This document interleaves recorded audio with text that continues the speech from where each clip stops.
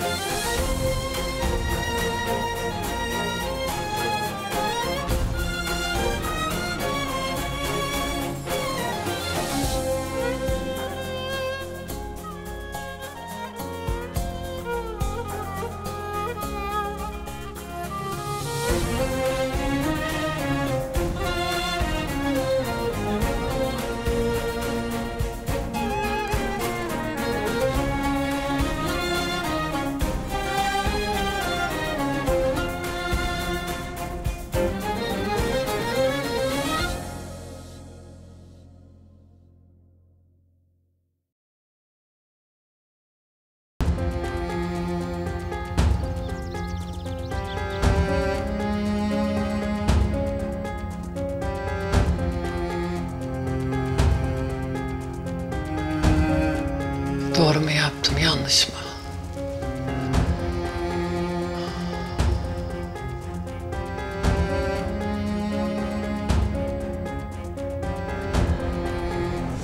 Çiftliği ipotek ettirmekle çok doğru bir karar verdiniz Aliye Hanım.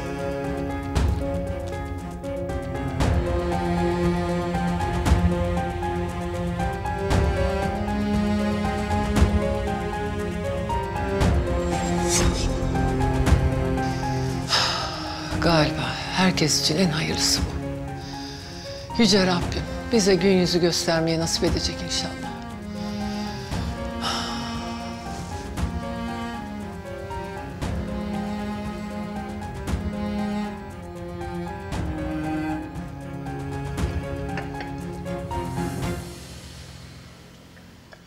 Evet Yavuz Bey. Evet, Melek'in kardeşi ben, Melek. Nasılsınız? Çok teşekkür ederim. Ben de iyiyim, sağ olun. Ya ben eğer müsaitseniz bugün sizinle bir görüşmek istiyordum. Olur tabii tabii. Öğleden sonra benim için de çok uygun. Tamamdır. Görüşmek üzere. Uf. Abla, Yavuz Bey kim? Hayırdır? Ya abimin çok yakın bir arkadaşı. Ya çok iyi, çok beyefendi bir adam. İşte bu sıkışık durumumuzdan biraz bahsedeceğim ona. Borç isteyeceğim. İnşallah o da verir. İnşallah. Yani artık olmazsa bir de Tunç Bey'i arayacağım. Yani bir şeyler yapmaya çalışacağız işte. Ben de kahvaltıdan sonra iş yerine gideceğim. Hani söylemiştim ya sana daha önce iş yerini aramıştım diye. Muhasebeden geri döndüler. İşte o çalıştığım günlerin parasını alabilecekmişim. Çok sevindim Zeynep'ciğim. Ya o senin hakkındı zaten. Öyle de neyse ki zorluk çıkarmadılar. Yani az bir para ama en azından rahatlatır bizi biraz. Günaydın. Anneciğim. Günaydın Aliye anne. Bundan böyle bütün günlerimiz aydın olacak inşallah. Hiçbir şey için üzülmeyin kızım, olur mu? Çıkmadık candan umut kesilmez. Hadi kahvaltıyı hazırlayalım artık. Olur.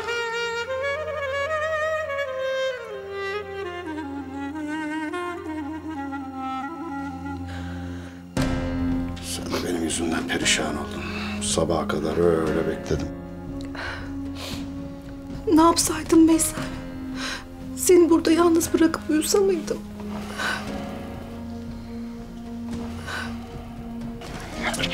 Her şeyin içine ettim. Bitti artık. İsteyerek yapmadın ki. Ben her şeyi gördüm. Ne fark eder? Tülay'ım ne fark eder? Sonuç olarak adamı bıçağa sapladım. Öyle kanlar içinde yerde. Belki de ölmüştür. Öyle deme Veysel, Allah korusun. Hem görmedin mi? Adamları geldi. Hastaneye götürmüştür muhakkak. Yolda gebermediyse tabii.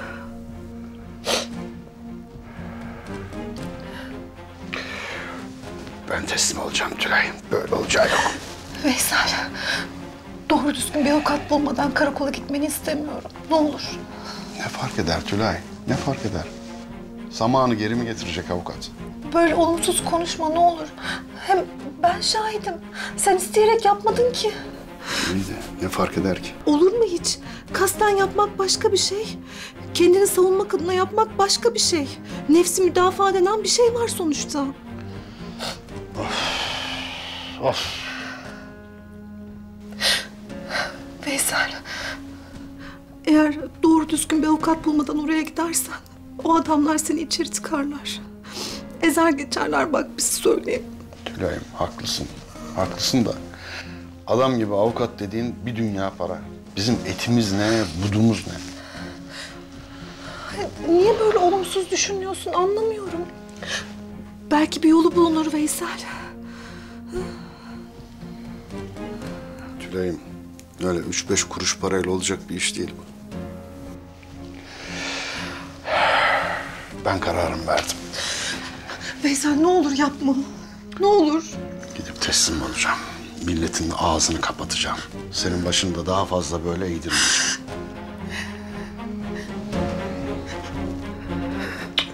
Hadi kendine çok iyi bak. Veysel ne olur gitme.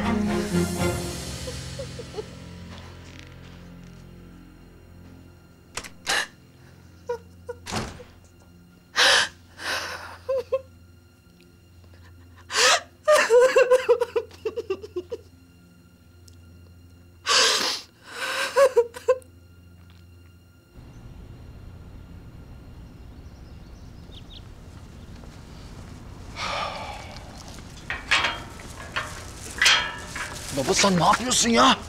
Ne işin var senin dışarıda? Ya ben ekmeği zaten aldım. Bir ihtiyacımız varsa gider alırım, söyle. Oğlum teslim olmaya gidiyorum ben karakola. Ne? Baba sen ne dediğinin farkında mısın? Ya ne teslim olması? Bizim bir avukatımız bile yok baba. Olmaz oğlum. Kaçmak olmaz. Baba ya en azından gidip birilerine danışsaydık. Böyle olmaz. Oğlum yaptık madem bir hata cezasını çekeceğiz. Ya baba sen şimdi gidersen ne olur biliyor musun? Kaç yıl ceza yersin sen bunu biliyor musun? Hadi kendini düşünmüyorsun. En azından bizi düşün. Oğlum ben kararımı verdim. Sonuç olarak bir adamı bıçakladım. Hem böyle Tülay ablanın yanında böyle fare gibi saklanarak yaşayamam ben. Tülay ablanla sen birbirinize emanetsiniz. Gözüm arkada kalmasın. Tamam mı? Baba. Baba ne olur yapma. Hadi. Baba. Gitme baba. Baba gitme. Allah'ım. Allah'ım ne olur o Cevahir pisliğine bir şey olmasın ya.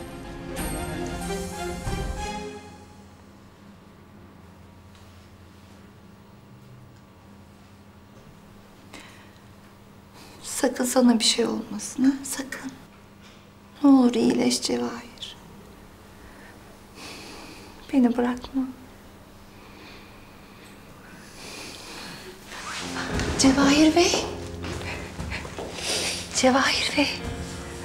Uyandınız sonunda. Daha iyi misiniz? Çok şükür. Ağrınız çok mu? Merak etmeyin. Hemşire az önce ağrı kesici iğne yaptı. Birazdan tesir eder. Tamam.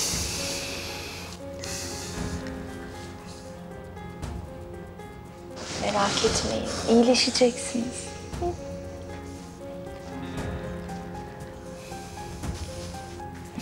Sizin için yapabileceğim bir şey var mı?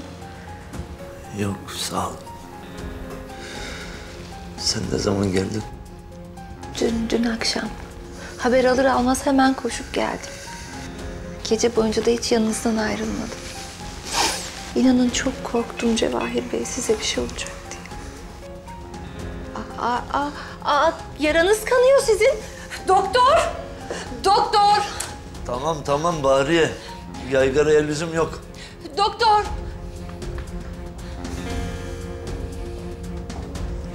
Doktor bakın hem yarası kanıyor hem de ağrısı çok. Evet, kanama başlamış. Tekrar küçük bir operasyon gerekecek. Hemen hazırlıklara başlayın. Dikiş atılacak. Ne gerekiyorsa yapın doktor lütfen. Biraz bekleyin. Arkadaşlar hazırlıkları yapsınlar, dikiş atılacak. Tamam. Ah Cevahir Bey ah. Kim yaptı bunu size? Elleri kırılsın inşallah. Ben her türlü icabına bakacağım. Cezasını keseceğim. Yakalanmadı mı hala? Fare deliğine girsin bulacağım onu. Hapislerde sürünecek, hapislerde.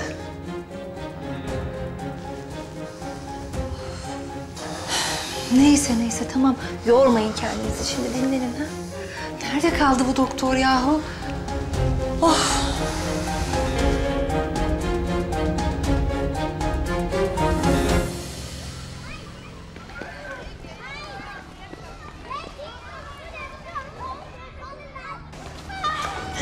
Anneciğim. Hadi Allah zihin açıklığı versin. Sağ ol anne. Öğretmenini güzelce dinle, tamam mı? Hem beslenmeni de bitir, öyle abur cuburla karnını doyurmak yok. Anlaştık mı? Sen merak etme anneciğim. Hadi hoşça kal. Aa, anne. Ne oldu? Masa örtülerini unutma, tamam mı? Tamam anneciğim, merak etme, unutmam ben. O zaman ben arkadaşlarıma haber vereyim. Hadi ver bakalım.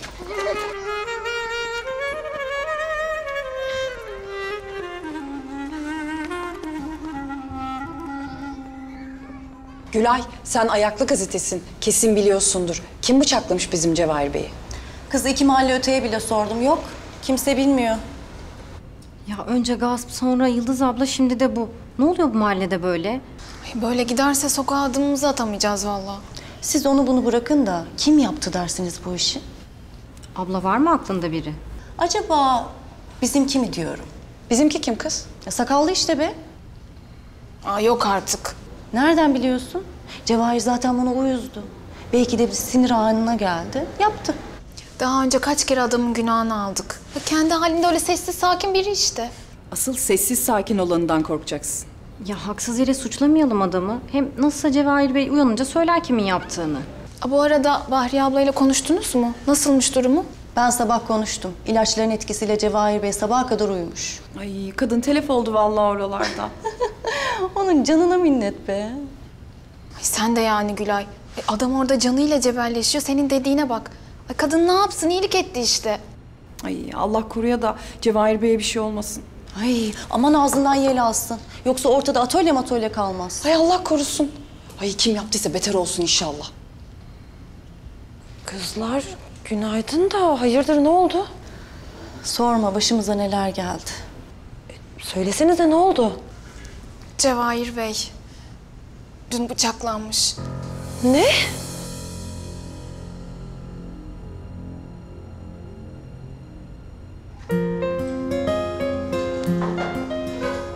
Günaydın çocuklar. Oturabilirsiniz. Çocuklar, benim öğretmenler toplantısına gitmem gerekiyor. Bir 20 dakika işim var, tamam mı? Yani öğretmenim serbest miyiz? Hayır, serbest değilsiniz. Dün hayat bilgisi dersinde işlediğimiz konuya çalışın. Gelince hepinize tek tek soracağım. Sınıfta başkana emanet. Çıt istemiyorum, tamam mı?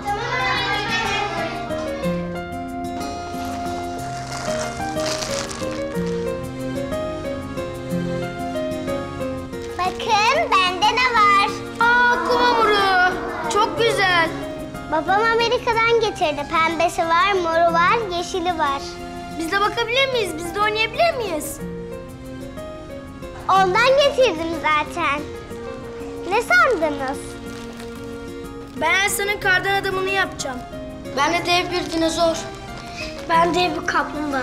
Ben de hamburger.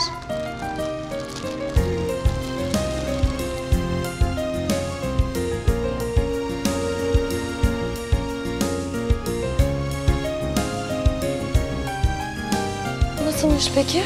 Yarası ağırmış, Bahriya'nın başında. İnşallah bir şey olmaz. İnşallah. Ay bir yanım üzülüyor, bir yanım da oh bugün rahatız diyor. Öyle vallahi. Suna, hazır sen Bahriye abla yokken bize en iyisi bir kahve yap. Tabii ya, biraz da biz keyif çatalım değil mi? Yapayım abla. Ya kızlar, yani birazdan mesai başlayacak ya. Daha sonra kahveleri molada içsek. Kız, 40 yılın başı kalmışız kendi kendimize. Bırak da tadını çıkaralım değil mi ya? Hem geç başlamışız, erken başlamışız ne fark eder? Ya ama olur mu öyle şey? Burası bizim ekmek kapımız. Ay Melek, sen de ne hevesliymişsin el alemin işini yapmaya. Ya ama yani Cevahir Bey için ya da Bahriye Hanım için değil ki. Kendimiz için çalışmamız lazım. Sonuçta bugünkü partiyi yetiştiremezsek teslimatı da yetiştiremeyiz. Melek haklı. Yoksa haftalıkları unutun. Doğru. İş yok, para da yok. Hem işi bitiremezsek akşam fazla mesaiye kalırız. Ay o daha kötü. En iyisi yapalım da bitsin. Hadi o zaman.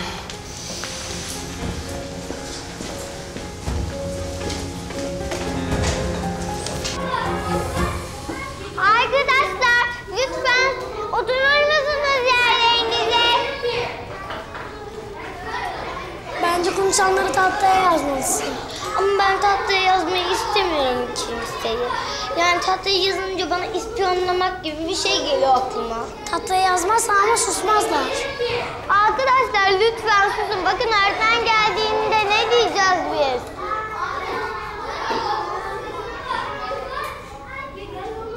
Yerlerinize oturun. Ne yapıyorsun? Sen sil onu. Niyeymiş? Çünkü sen sınıf başkanı değilsin. Elif yazmazsa ben yazarım. Hatta herkes yazacağım. Çarpı da koyacağım. Hayır Taylan. Sil o ismi ne olur.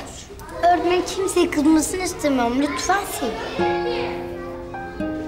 Arkadaşlar ben de oyun oynamak istiyorum ama öğretmenin dediğini hatırlayın. Daha kapıdan çıkarken dedi ki sessiz olun. Öğretmen geldiğinde biz ne diyeceğiz? Öğretmen şekillerini göstereceğiz. Hadi lütfen yerlerinize oturun hadi. Hey ne yapıyorsunuz? Kum hamurundan sıkıldıysanız slime da var. Gelin.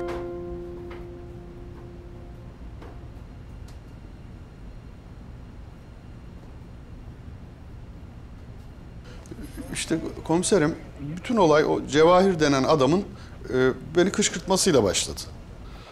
Yani karım hakkında söyledikleri çok ağrıma gitti. Ben de üzerine saldırdım. İşte o arada bir arbede çıktı tabii. Ya nasıl oldu anlamadım ki. Bıçak kimindi? Onundu komiserim. Onundu. Ben kendimi savunmak için şey yaptım. Ama ne oldu, nasıl oldu hiçbir şey anlamadım yani. Tamam. Şu yazılı ifadeni imzala bakalım.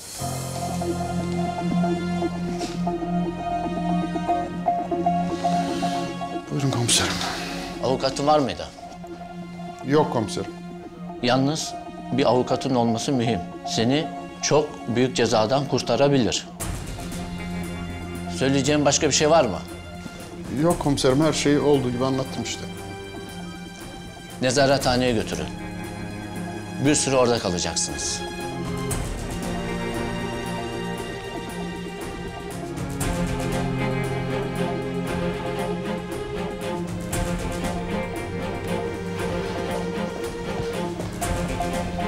Baba! Veysel! Baba ne oldu sana böyle? Veysel götürüyorlar mı yoksa seni? Siz niye geldiniz ya? Sen bu haldeyken nasıl evde oturalım? Ya işte ifademi aldılar, şimdi nezarethaneye götürüyorlar. Baba! Hepsi benim yüzümden. Sakın Tülay'ım, sakın ha. Bak o şerefsiz sana dil uzatmadan önce düşünecektir. Anladın mı? Tamam yeter. Hadi yürü. Hadi üzülmeyin artık. Veysel! Baba! Baba kurtaracağız seni, merak etme! Murat gitti. Murat ne yapacağız şimdi?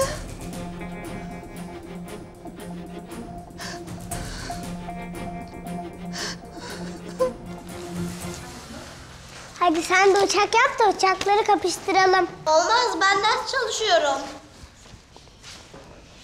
Kim benimle resim yapacak?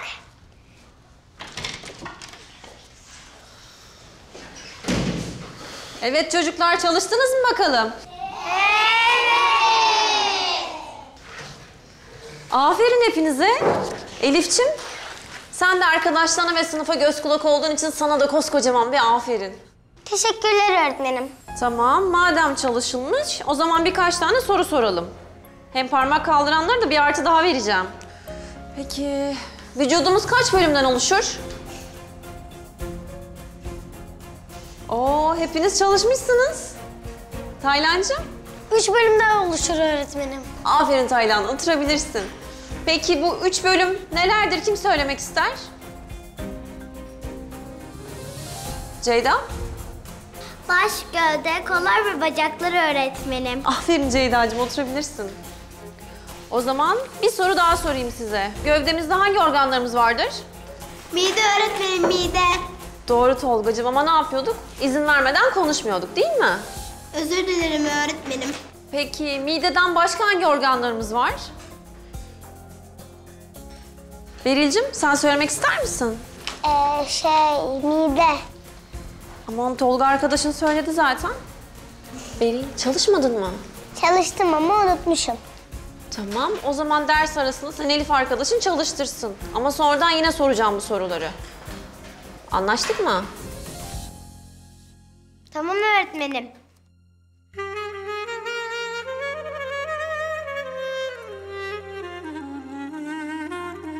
Tahminimden çabuk halloldu.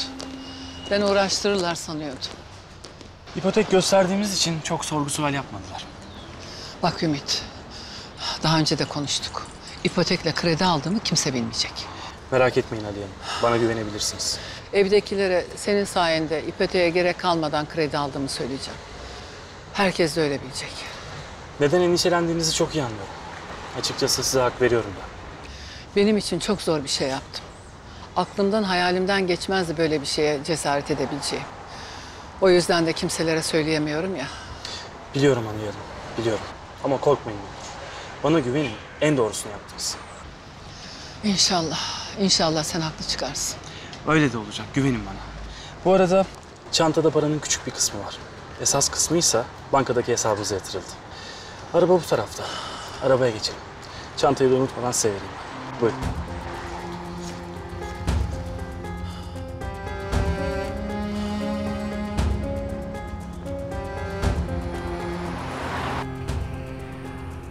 Şimdi çıktım Zeynep'ciğim.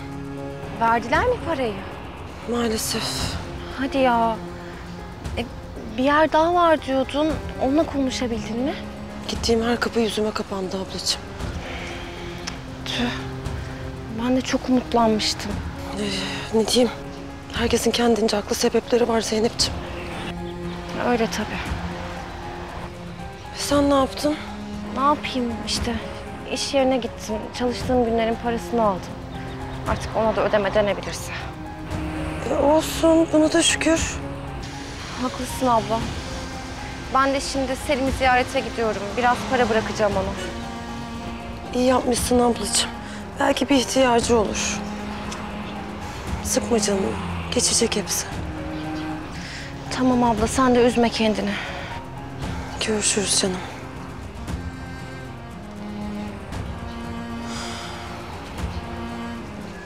Bak şimdi vücudumuz 3 ana bölümden oluşur. Bu 3 ana bölüm baş, gövde, kol ve bacak. Of bunu biliyorum ki. Öğretmen de söyledi. Ben sadece tekrarlayayım dedim. Tekrarlama ya sana mı kaldı? Bana bilmişlik taslama sen. Öğretmen misin sen? Ama Filiz öğretmen dedi öğret diye. Ama Filiz öğretmen dedi bana öğret diye. Neden böyle yapıyorsun Beril? Çünkü ben senden daha iyi biliyorum. O zaman öğretmen sorduğunda niye cevap vermedin? Sana ne ya sana ne? Hiçbir şey bilmiyorsunuz işte. Zaten başkanlık da yapamıyorsun sen. Ben daha iyi biliyorum.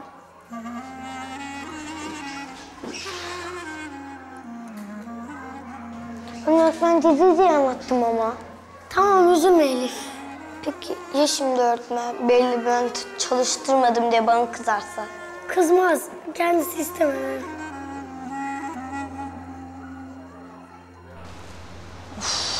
Nerede kaldı bu minibüs ya?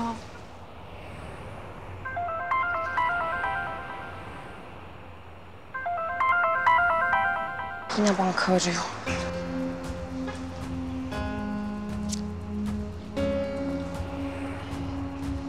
Efendim? Evet, benim. Ha, ya o borcu erteleyemiyor muyuz biraz? Anlıyorum ama yani ben şimdi bugüne kadar hiç aksatmamıştık bu kart ödemelerini de. Yani...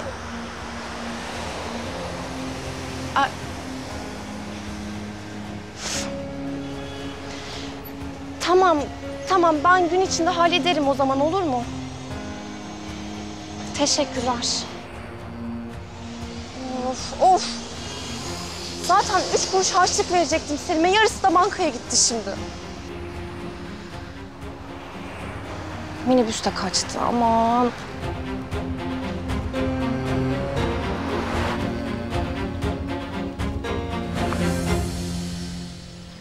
Her şey artık istediğin gibi. Çiftlik ipotekli ve çiftliğin elden gitmesi. Sadece ödenemeyecek birkaç takside bakar. Taksit ödemeyi bırak. Ekmek alacak paraları bile kalsın istemiyorum. O çiftlik elbet benim olacak. Ait olduğum yere geri döneceğim. Buna eminim. Ve sana sadece şu kadarını söyleyeyim. İstediğin her şey tahmin ettiğinden çok daha kısa sürede gerçekleşecek. Beni şaşırtıyorsun.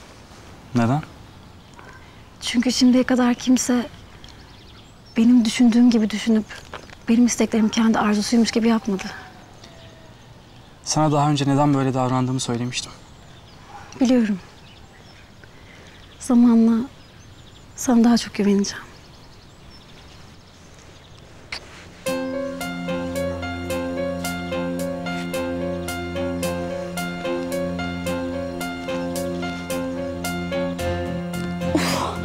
Hayret bir şey ya. Neden geçmiyor bu sancı?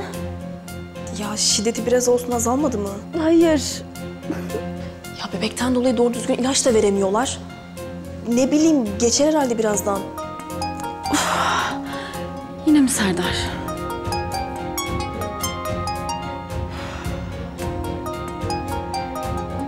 Yeter artık ya. Sabahtan beri vallahi bıktım ha. Hadi Gonca ya. Hadi aç şu telefonu artık. Asuman, sessiz al şu telefonu, bak dayanamıyorum. Ben burada canımla cebelleşirken bir de bununla mı uğraşacağım ya? Hadi ama ya, hadi. Hala arıyor. Arasın. Gonca, bak bu böyle olmaz. Ya sonuçta senin kocan, olanları bilmeye onun da hakkı var. Aç konuş bence. Ne diyorsun sen ya? Ya merak etmiştir, aç konuş diyorum. Hayır. Ya ama... Hayır dedim Asuman. Sen de millete sakın saçma sapan şeyler anlatma. Ya yok be, ne anlatacağım, bana ne?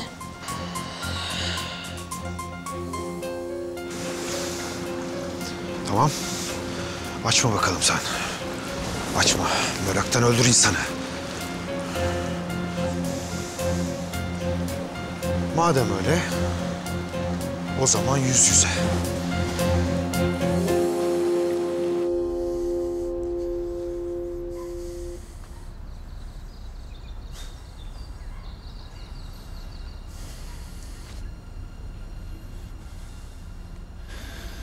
Bundan sonra ağzından çıkan hiçbir lafa inanmam senin Asuman. Hiçbir lafa. Bitirdin sen yani. Çok güzel harcadın. Bravo.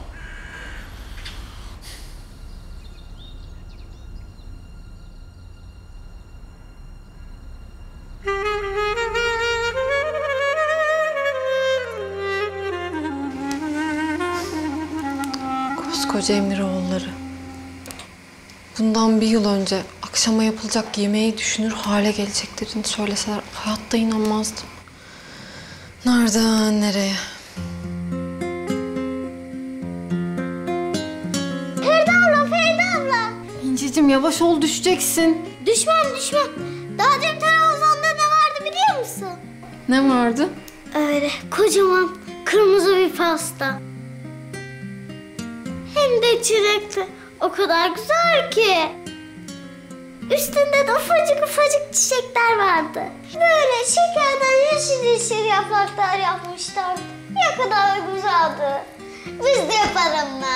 Ama İnciciğim ben şimdi akşam yemeğini hazırlıyorum, olmaz ki. Olsun. Ben de yardım ederim. Bitince işin yaparız pastayı. Ama İncicim istesek de yapamayız ki, malzememiz yok. Ya ama ya benim canım çok çekti. O zaman söz. Bir dahakine beraber yaparız, olur mu? O zaman madem bugün yapmıyoruz, gidip pastaneden edelim. Ha, ama şimdi İncicim pastane çok uzakta. Hem havada zaten kötü.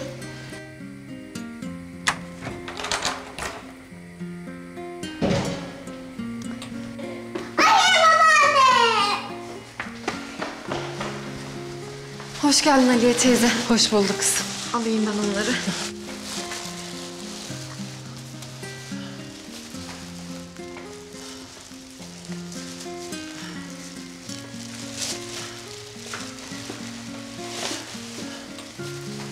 Aliye babaanneye kadar çok şey almışım. Çok değil yavrum, çok değil. Evin ihtiyacı olan birkaç öteberi aldım. Birlikte yerleştiririz değil mi kızım? Tabii Aliye teyze de... Ha, bir de çocukların sevdiği pastadan aldım. Pasta mı? Dolaba koyalım da akşama hep birlikte yeriz. Aliye babaanne biliyor musun? Bugün de benim canımdan pasta istiyordu. Bundan sonra hep yersin inşallah. Yeter ki sağlığımız, saatimiz yerinde olsun. Pasta nerede? Pasta neredeydi? Evet. Pasta buradaymış. Yaşasın! Kızım şunu dolaba koyalım. Hadi İnci sen odana git kızım. Hadi.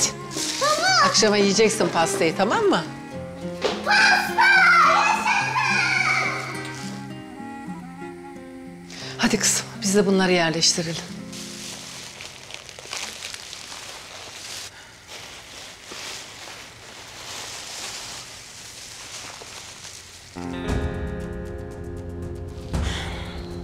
İşte bu kadar. Bunu da bağladık mı teslimata hazır. Kolay gelsin. Sağ olun. Mallar hazır sağ olun. Hazır hazır. Hemen getiriyorum. Acelem var yalnız biraz çabuk olursa. Siz buradaki partileri götürün, bunlar da geliyor hemen. Allah helal olsun vallahi. Hepsini tam zamanında yetiştirdin. Hakikaten Melek, sen olmasan hayatta yetiştiremezdik. Ya Aysel'cim olur mu öyle şey? El birliğiyle hepsinin üstesinden geldik. Vallahi Melek, sen sabah bizi öyle gaza getirmeseydin şimdi fazla mesaiye kalmıştık. Ya keşke Cevahir Bey iyileşince Bahriye abla gelmese de sen devam etsen. Ay o sanki hepsini tek başına kendi dikti. Siz de yani. Hem 2 günde ustabaşı olunduğu nerede görülmüş? Sunacığım, biz bu işe yıllarımızı verdik canım. Yıllarımızı. Yalnız benim hiç öyle bir niyetim de hevesim de yok Gülay. Yani sadece şu partiyi bitirelim dedim. Hep birlikte de bitirdik işte. Doğru söze ne denir?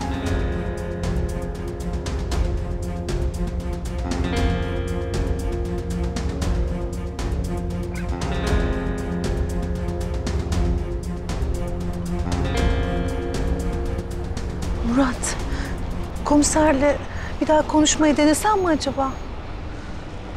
Ya görüyorsun işte abla. Bizi içeri bile almıyorlar. Yani burada yapacak çok fazla da bir şeyimiz yok açıkçası. Of, böyle burada el kolu bağlı kaldık. Abla, hadi gel gidelim. Oturmanın bir anlamı yok burada. Yok Murat, yok. Ben gitmek istemiyorum. Veysel buradayken gitmek istemiyorum eve. Ulan bu Cevahir denen herif nasıl bir şerefsizmiş be. Nereden hayatımıza girdi bu adam abla? Allah onu bildiği gibi yapsın. Mahvetti hayatımızı, mahvetti. Allah'ım keşke mani olabilseydim. Ya benim anlamadığım nokta ne biliyor musun?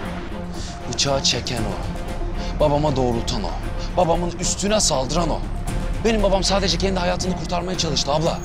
Yani bir bakıma nefsi müdafaa yaptı. Ama ne oldu? Benim babam içeride, o Cevahir denen şerefsiz dışarıda. Ne yapacağız Murat şimdi? Elimizde hiçbir şekilde kanıtımız da yok. Bilmiyorum abla, bilmiyorum. Ama o Cevahir denen adamın itin teki olduğunu bir şekilde kanıtlamamız lazım. Murat, ateş düştüğü yeri yakar. Senden benden başka kimse ağzını açmaz ki. Ya bir yolu olmalı abla. Bilmiyorum ama bir yolu olmalı. O Cevahir'in her şeyini tek tek bilen, bütün yaptığı ittikleri bilen, nasıl bir adam olduğunu bilen, onu iyi tanıyan biri olmalı. Ama kim? Buldum sanırım Murat. Bu Cevahir denen pislik Meleğin patronu değil miydi? Abla doğru söylüyorsun ya. Hatta orada Yusuf abi var. O da şahitlik eder babam için. Olur değil mi? Ya olmaz olur mu? Bal gibi de olur. Hadi gel gidelim. Peki Murat, bu Yusuf denen adam kimdi? Ya sen boş ver şimdi onu. Ben yolda anlatırım. Gel. Tamam, tamam.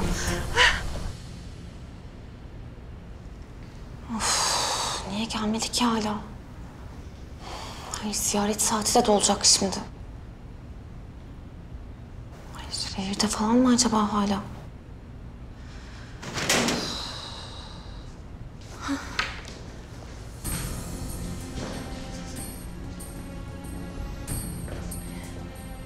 Canım, nasılsın, iyi misin? İyiyim Zeynep. Sen nasılsın? Öksürüyorsun ama hala. İyileşemedin mi yoksa? Tam olarak değil. Ama idare ediyorum, merak etme. Ben geçen görüşe geldim ama işte hasta olduğunu söylediler ya. O kadar korktum ki. Yanına gelmeme de izin vermediler. Evet, yasak maalesef. Biraz zayıflamışsın sanki. Haklısın. Pek bir yemek yiyemiyorum. Ama toparlanırım birkaç güne. İlaç falan veriyorlar ama değil mi? Evet. Aksatma sakın ilaçlarını, olur mu? Bir de geceleri üstüne iyi ört. Soğuk oluyor demiştin ya. Merak etme canım.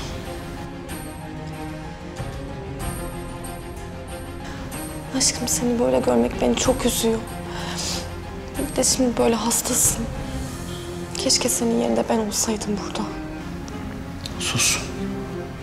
Allah korusun Zeynep. Nasıl o zaman ben dayanamazdım. Ölürdüm.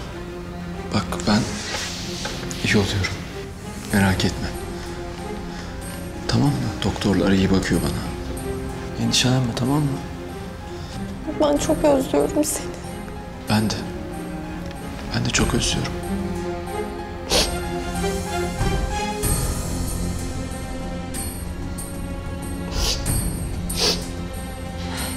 Sana bir miktar para bıraktım. Bir ihtiyacın falan olur belki. Sağ ol.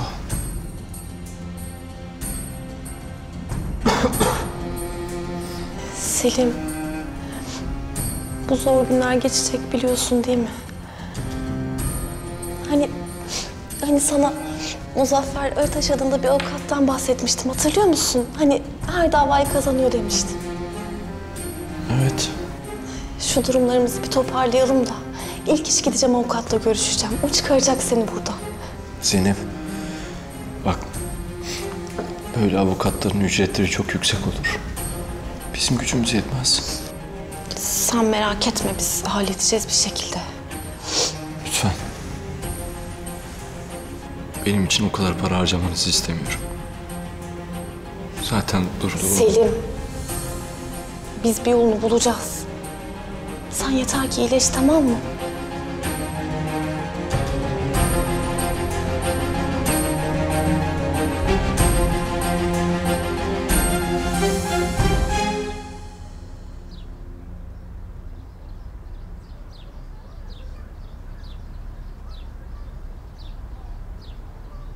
Neden atölyeye gidiyoruz anne? Yoksa işim bitmedi mi? Bitmedi anneciğim. Peki bu sefer ne dikeceksin anneciğim? Anneciğim, masa örtüsü istemiştin ya sen. Yaşasın. Anne, ben de sana yardım edebilir miyim? Olur tabii. Hem birlikte yaparsak çabucak biter. Anneciğim, sensiz hiçbir şey yetiştiremem ben zaten. Birlikten kuvvet doğar. Bir elin nesi var, iki elin sesi var.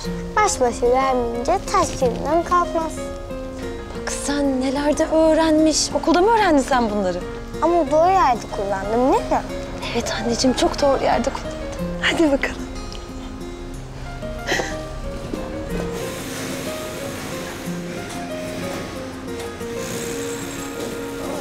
Kızlar hayırdır, siz gitmeyecek miydiniz? Evet ama içimize sinmedi. Yardım edelim dedik. El birliğiyle çabucak hallederiz. Ya iyi de ne gerek vardı? Ben hallederdim. Aşk olsun abla. Sen ne derdimiz olursa koşturuyorsun Melek. Bırak da biraz da bizim sana faydamız dokunsun değil mi? Ay ne diyeyim ben size? Allah sizden razı olsun.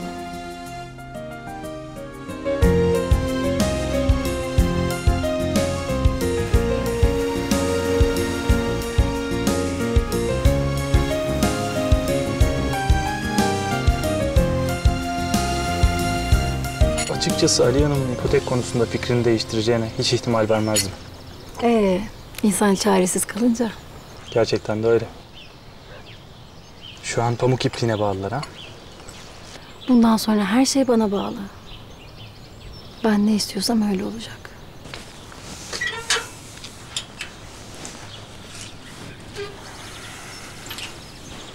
Herkes hak ettiğini yaşayacak. Çırpındıkça daha da batacaklar.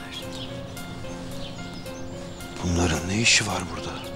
Şimdiye kadar her şey istediğimiz gibi oldu.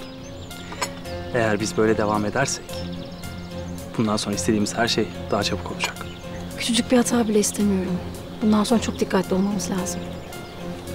Hiç merak etme. Senin ağzından çıkacak küçücük bir söz bile benim için emirdir.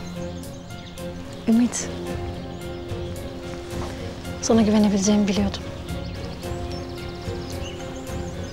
İkimiz birlikte olduktan sonra yapamayacağımız şey yok.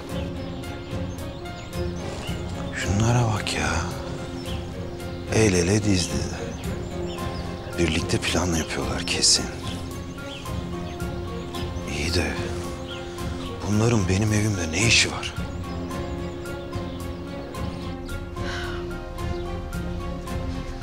Abla, burası.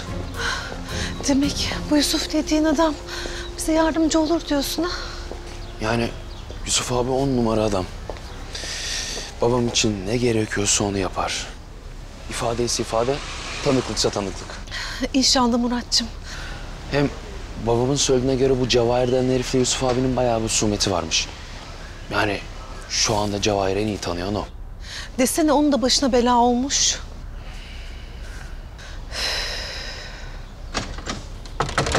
Kimse yok mu?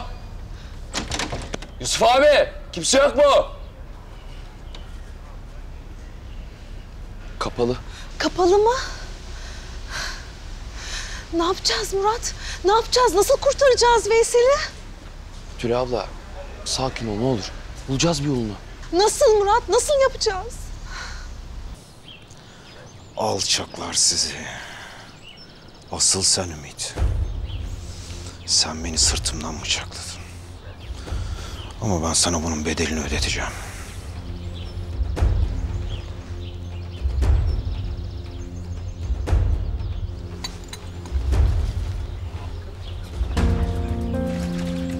Serdar.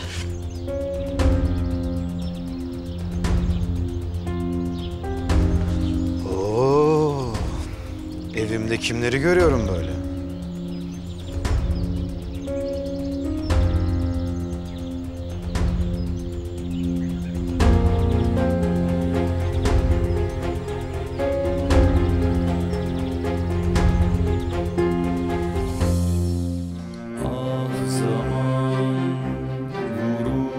Geçer yüzüme, acısı kalır